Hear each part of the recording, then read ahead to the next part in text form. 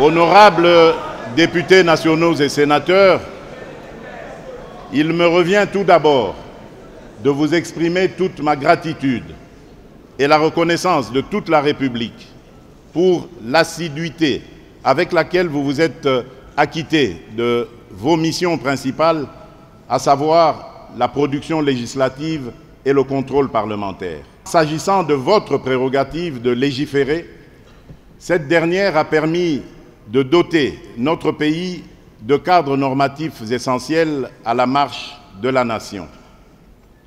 Dans un contexte dominé depuis près de 2 années par l'agression barbare de notre pays perpétrée par le Rwanda et ses supplétifs terroristes du M23, je salue votre engagement patriotique remarquable, matérialisé par les autorisations successives et responsables de prorogation de l'état de siège.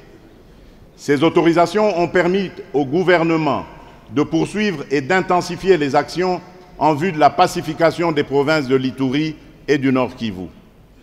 Aussi, je remercie les 2 bureaux de nos chambres législatives pour leur action managériale.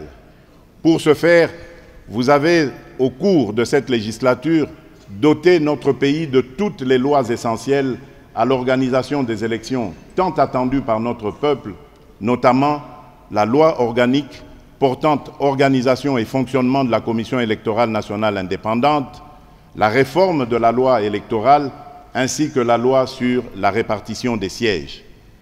Pour cet engagement soutenu, vous pouvez vous estimer heureux et fier d'avoir été au service de la nation.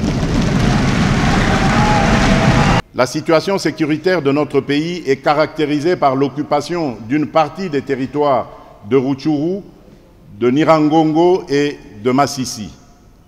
Cette agression a déjà coûté la vie à bon nombre de nos compatriotes, lâchement massacrés à Kishishe, Kizimba, Bambu, Bukombo, Tongo, Kalake et mis en errance à plus de 2 400 000 déplacés internes, dont 1 600 000 autour de la ville de Goma.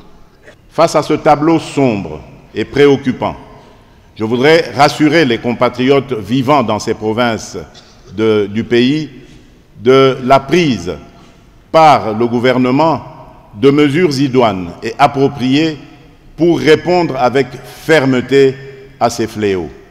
Dans cet élan poursuivi par le gouvernement, des efforts considérables ont été menés en vue d'améliorer les conditions socio-économiques des militaires et de leurs dépendants.